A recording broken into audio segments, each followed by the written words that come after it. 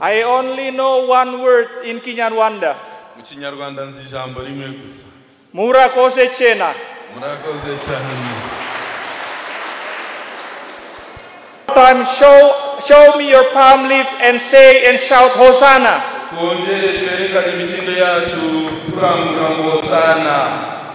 Hallelujah. Hosanna. Hosanna. Amen. Amen. And especially for us here who have cell phone, who have computer, who have laptops, who are using social media. Cyane nk'abantu batunze za computer na za smartphones abakoresha social media. We have seen the terrible challenges of digitalization and social media. Tumaze kubona nabyo bitangiye biteza ibibazo bikoresha nabyo mu buryo butari bwo. There are so many fake news. Hari amakuru menshi y'ibinyoma atambuka kuri izo mbuga nkoranyambaga. To make conflicts and tensions in our family and societies. Ashobora guteza ikibazo mu ngo zacu ndetse no muri society twarizwamo. So be careful with social medias and technologies. Mukwiriye kwitondera ko mukoresha ikoranabuhanga. Social media should be used to spread the good news and the love of God. Mukwiriye gukoresha ikoranabuhanga kwamamaza ubutumwa bwiza bwa Yesu Kristo.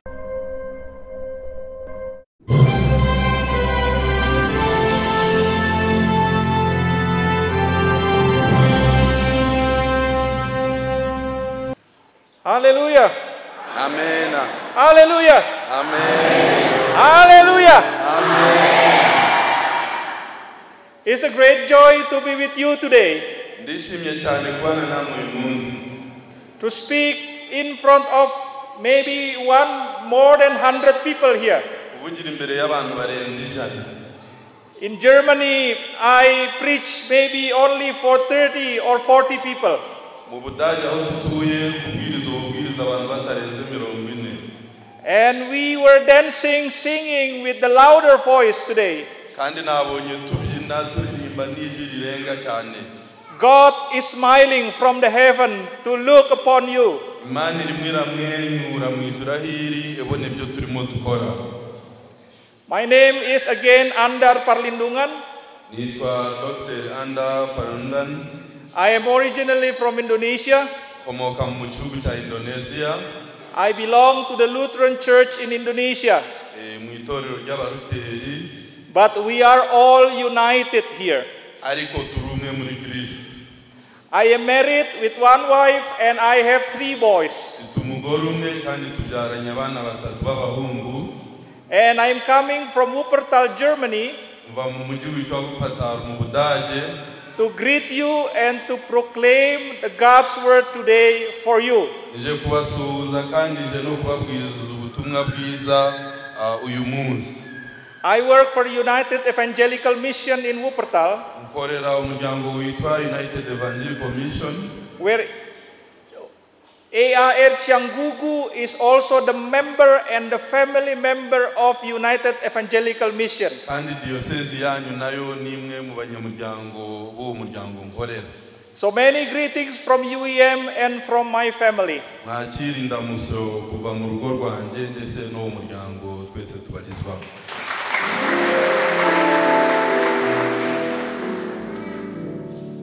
I only know one word in Kinyarwanda. Mu Kinyarwanda nzi ijambo rimwe gusa. Murakoze chena. Murakoze cyane. Dear brothers and sisters, our biblical text for sermon today, as you have read from Mark chapter 11, verse 1 to 11. Imirongo turi bukoreshe niyo twasomye mu gice cya kabiri twabonye mu butumwa bwiza ko bwanditswe na Mariko igice cya 11 kuva ku murongo wa mbere kugeza ku wa 11. I will read it now in English. Ngiye kubanza nsome mu Cyongereza. Now as they approached Jerusalem near Bethphage and Bethany at the Mount of Olives, Jesus sent 2 of his disciples and said to them, "Go to the village ahead of you, As soon as you enter it, you will find a colt tied there that has never been ridden. Untie it and bring it here. If anyone says to you, 'Why are you doing this?'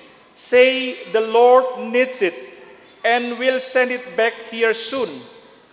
So they went and found a colt tied at the door outside in the street and untied it. Some people standing there said to them, "What are you doing, untying that colt?" They replied as Jesus had told them, and the bystanders let them go. Then they brought the colt to Jesus, threw their cloaks on it, and he sat on it. Many spread their cloaks on the road, and others spread branches they had cut in the fields. Both those who went ahead and those who followed kept shouting, "Hosanna! Blessed is the one who comes in the name of the Lord.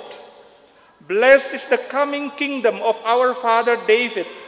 Hosanna in the highest." Then Jesus entered Jerusalem and went to the temple. And after looking around at everything, he went out to Bethany with the 12, since it was already late. This is the word of God. Dear sisters and brothers in Jesus Christ, today we celebrate the Palm Sunday.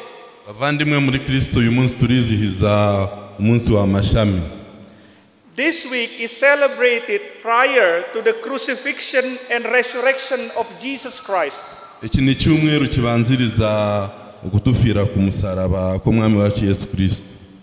As we did today, in many Protestant churches, this Sunday is marked by distributing the palm leaves to the members. Nk'uko tubigenjeje hano mu itorero ry'abaporo ku isi hose uyu munsi, abantu bose bafite amashami bizihiza uyu munsi. Can you just show me your branches, your leaves? Munyereke amashami yanyu mwazanye uyu munsi. Hosanna! Hosanna. Thank you. Murakoze. And usually the members will hang up the palm leaves on the front doors. Kandi abanyamuryango mu itorero baraza kufata ya mashami bayashire ku nzugi. Or putting them inside their Bibles. Cyangwa bamwe bayashire muri Bibiliya zabo. In the Syrian Orthodox Church, this week is known as Hosanna or Hosanna. Muri itorero rya Orthodox iki cyumweru bacita icyumweru cya Hosanna. Hosanna means in verse 9, "Blessed is the one who comes in the name of the Lord." Hosanna bisobanuye ko uhawe umugisha aruje mu izina rya Kristo y'umwami. But how can this Bible text speak to us today? Ariko se iki gice twasomewe uyu murongo n'indi mirongo biratubwira ikitwe nk'abakristo. First, the story of Jesus questions us clearly, are you ready to welcome the Lord? Ikibazo cya mbere tukwiriye kwibaza, ese turiteguye kwakira umwami?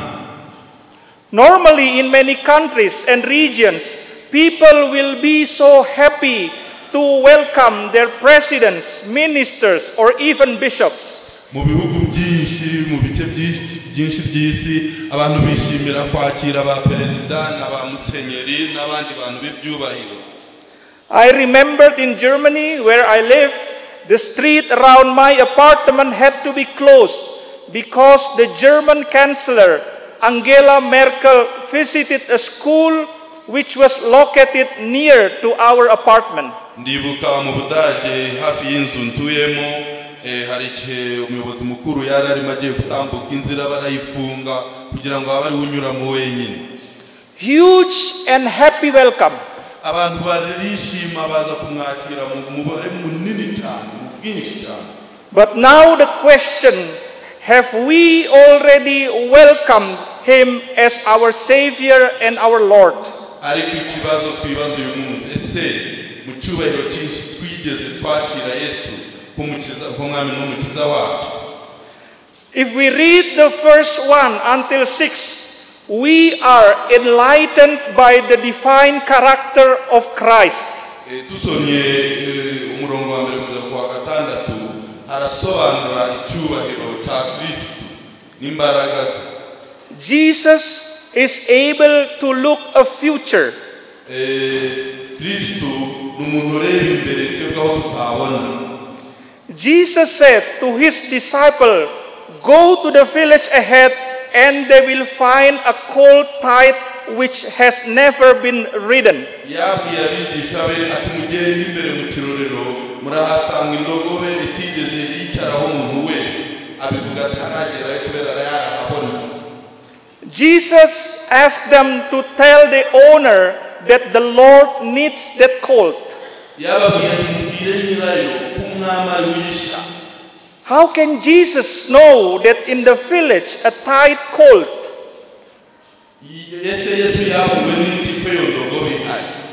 How can Jesus with truly confidence identify the owner?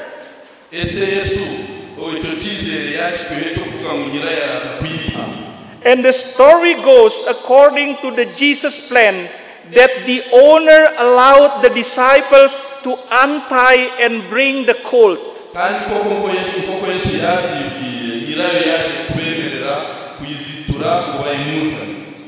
I am not sure whether the man knew Jesus.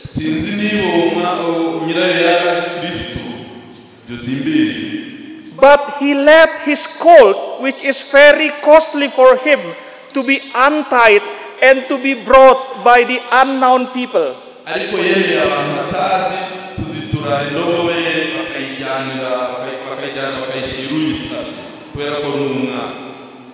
Why? Because the man trusts God that he wouldn't be losing anything.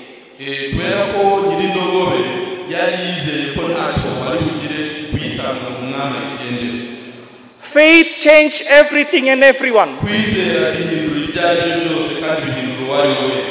Faith enables something impossible to be possible. The man followed what Jesus ordered, although he'd never been in contact with Jesus.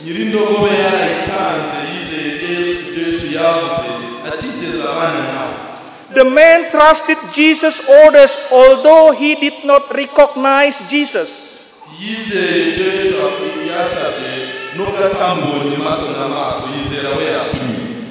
Dear sisters and brothers, if we trust God and surrender our life, we surrender our wealth and our total existence to God. Don't worry, God will send it back here to you soon.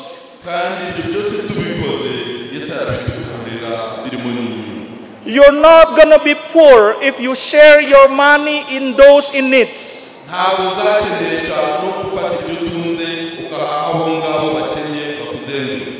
You will be happier than before if you comfort your friends who are crying.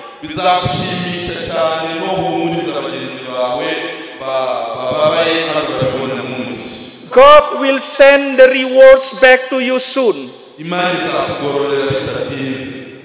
What about us? Have we really opened our hearts and mind to welcome our Lord?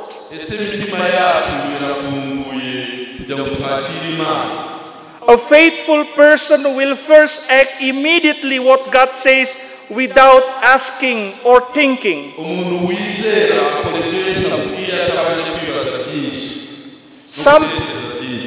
Sometimes we are hesitant to contribute financially or give offerings to God only because we think that we are always too poor to give.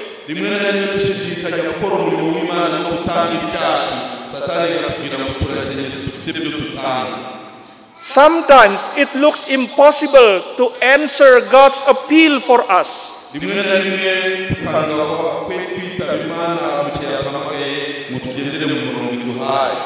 You might remember the story of Jesus as he requested a young rich man to offer all of his wealth to Jesus.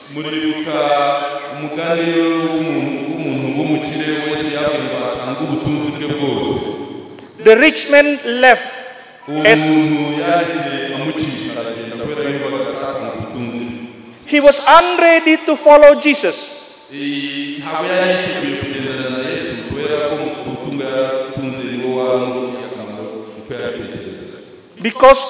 Because he had to lose his prosperity.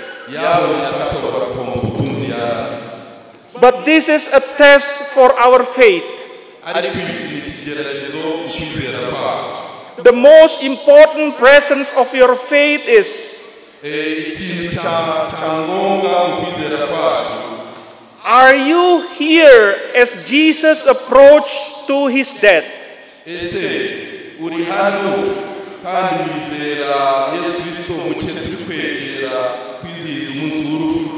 Are you willing to follow Jesus' path to the Calvary and to the cross? Or are you ready to surrender your precious belonging to the Lord?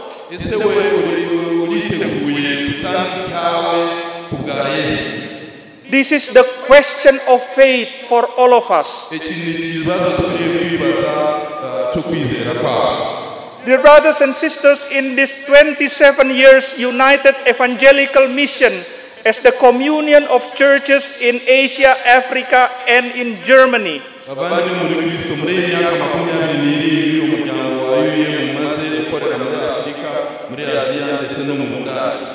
we now realize that we really ask your support right now from Africa and especially from you in Rwanda.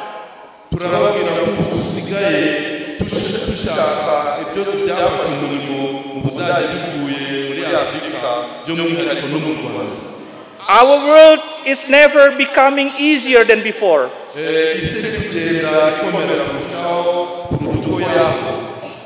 There are increasing numbers of poor, uneducated, and discriminated global societies.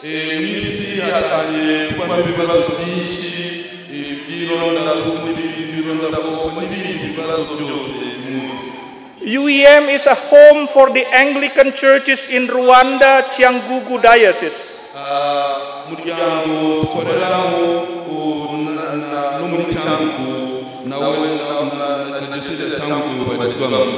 UEM has been working intensively to proclaim the gospel to this land.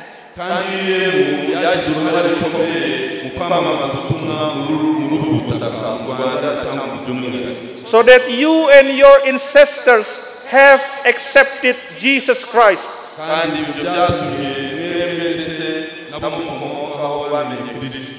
Please be thankful to God. If we can live until now, it is only the grace of the Lord to all of us.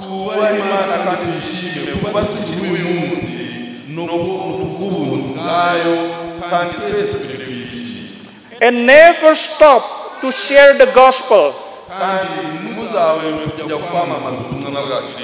The gospel for us is that we have seen many people are thirsty for the love of Christ.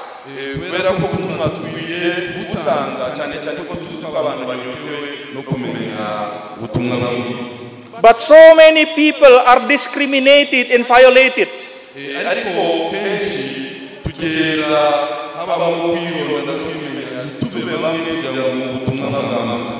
Many children and women in Africa have been forgotten and did not have access for education and medical services.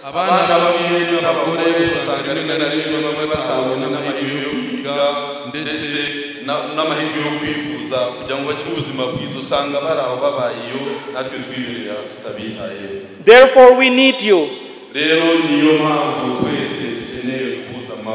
We need your hearts, your prayers, and your contribution. We need to go together to enter a new life, a new Jerusalem. It is time for us in Cyangugu Diocese to help God's ministries in UEM. gufata kunganira imirimo inyura muri wa muryango twarizwa mu wayuye kugira ngo abo babayeho nabi tutume babaho neza. I am so thankful that in time of the floods in Germany in 2021, turashima Imana ko habaye umwuzure mu Budage mu mwaka wa 2021. This flood killed hundreds of people in Germany. Umwuzure wishe abantu amagana n'amagana mu Budage.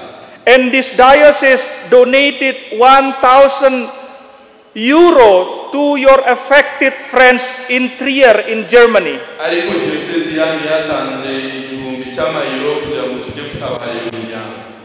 Now you have shown us how good you are. Mwatweretse urukundo ruhambaye mudufitiye. And God has sent me and many committed servants to enter Rwanda to ask your donkeys. Kandi Yesu yohereje abantu benshi batandukanye mu Rwanda kugira ngo bababaze indogobe zanyu. Your donkeys are your commitments, prayer and offerings to God's ministries around the world. Indogobe zanyu n'amaturo yanyu n'ibyo mutanga mu murimo w'Imana mu Rwanda ndetse no ku isi hose. If you listen to the story of Jesus today, please don't reject our request. Kandi niba mwumvishe umugane w'uyu munsi twarerewe indogobe ntimuzajye mwanga gutanga mu kimana yabasabye gutanga. And if you give your donkeys, kandi mu cyo watanze indogobe yawe, don't worry. ntugire ubwoba. God will return it more than you have given before. Imana irayigarura kandi ikayigarura erenze nuko wayitanze. Second, Jesus enters Jerusalem to establish peace. Kandi Yesu yinjira muri Yerusalemu yaragiye kuzana amahoro. Jesus chooses a colt or a donkey to ride. Yesu yahisemo kugenda ku ndogobe. Normally, a great king, commander, would never sit on a donkey. Umwami ukomeye yakaba yagenda ku ndogobe. A donkey is a slow and weak animal.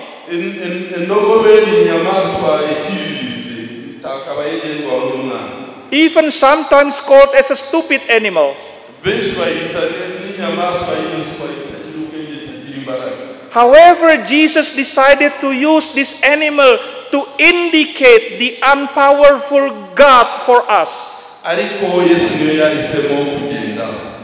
Therefore, Jesus calls us to use our power, position, wisdom, and wealth not to glorify ourselves, but to defend the poor.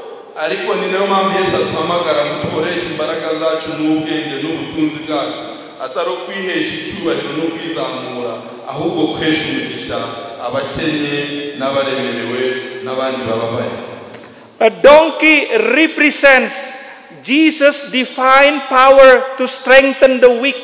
Kugenda ku ndogobe kwa Yesu bigaragaza imbaraga z'umwuka zayoboye Yesu guhereza abakene n'abantu batishoboye kububahisha. To comfort the broken hearts. Kugira ngo ahumurize abafite imitima ibabaye. And empower the forgotten people. Kugira ngo ahereze imbaraga abantu bibagiranye.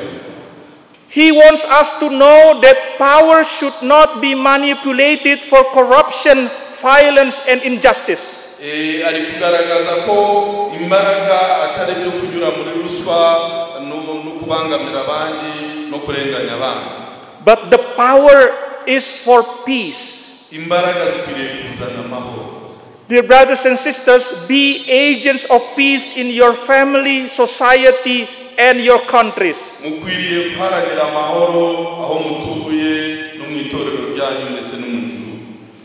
the previous years, our world is shaken with several wars and conflicts.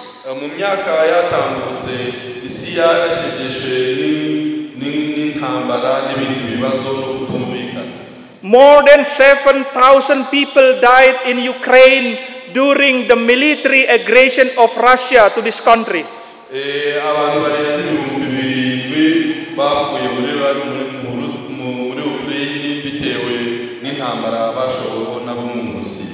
Millions of refugees from Syria and Africa fled to Europe since their countries are affected by wars. miliyoni y'abantu bamaze kwimukira mu Burayi bavuye muri Afrika no mu bindi bihugu kubera intambara ziri mu bihugu byabo. Even in our family, there might be internal misunderstandings and tensions, No mu miryango yacu hashobora kuba hari intambara n'ubutumvikana, which sometimes ended up in the court or security forces. kandi rimwe na rimwe tukarangiriza mu manza cyangwa se mu nzego z'umutekano kubera intambara z'umuntu. I've heard there are some Christian families whose parents and children are no longer talking with one another. Maze kubwirwa ko hari n'imiryango y'abakristo aho ababyeyi n'abana batakivugana kandi babarizwa mu rugo rumwe. The statistic worldwide shows increasing rate of divorce for time to time, especially in the Christian families. Imibare imaze kugenda izamuka igaragaza ingo z'abakristo zisenyuka abantu batandukanye. Are we still agents of peace of Jesus? Turacyari abantu baharanira amahoro tugaragaza Kristo mu ngo zacu. The message for Jesus' attitude is to call us to be agents of peace as the children of God.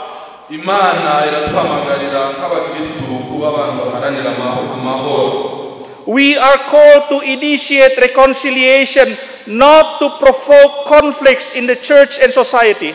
Tukwiriye kuba ari twe dushakisha ubwumvikane n'ubumwe kurusha uko duteza intambara muri sosiyete tubarizwamo. In UEM, we have initiated and organized a number of training and seminars about conflict transformations and reconciliation process. Muri UEM tumaze iminsi tutegura kandi dushoboza amatorero hamwe na hamwe ku isi gukoresha amahugurwa yigisha abantu uko bajya bakora ibijyanye n'urugendo rwo kubaka amahoro n'ubumwe.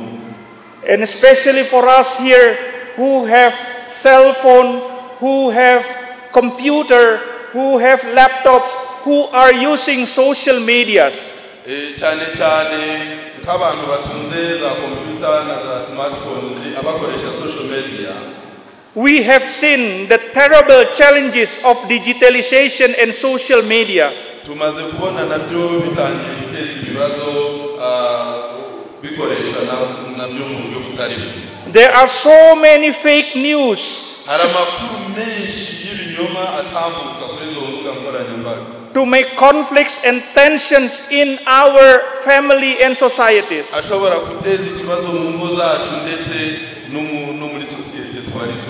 So be careful with social medias and technologies. Social media should be used to spread the good news and the love of God.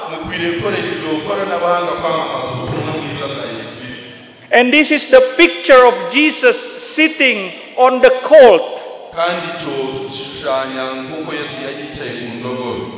Jesus used his power to reconcile with the people.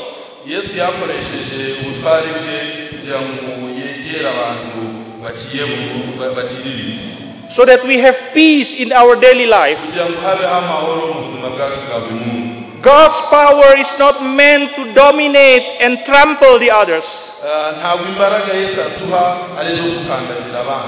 But it is God's power to love and be in solidarity in our world torn apart.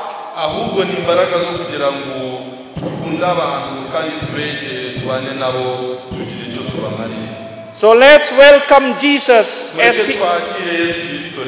as he enters Jerusalem with your palm leaves.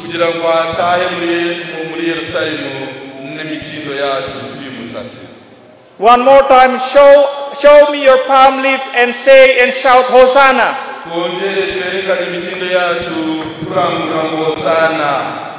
Hallelujah. Hosanna. Amen. Amen.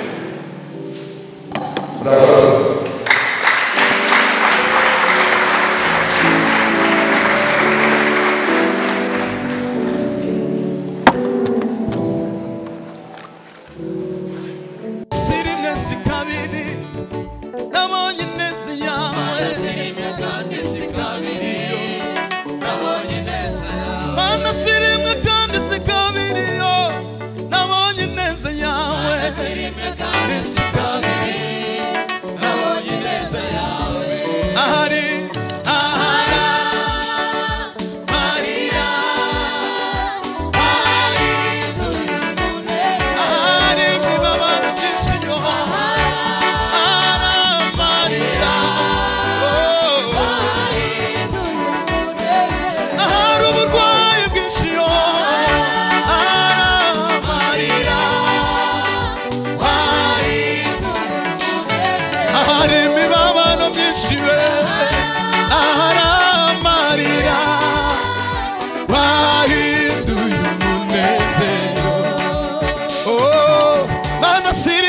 kandi si kabiri yo nabonye ineza yawe si kabiri oh mana sirimwe kandi si kabiri yo nabonye ineza yawe si kabiri mu mibabaro narakubonye mana mana mana we nabonye ineza yawe si kabiri mu bikomeye narakubonye mana mana yacu we nabonye ineza yawe si kabiri no kuwa mbere narakubonye mana mana yacu we nabonye ineza yawe si kabiri kuwa kabiri no kuwa gatatu mana yacu we nabonye ineza yawe si kabiri kuwa kane no kuwa gatanu no kuwa gatandatu nabonye ineza yawe haleluya n'uyu munsi ndakubonye mana yacu nabonye ineza yawe si kabiri shonje narakubonye mana mana we mana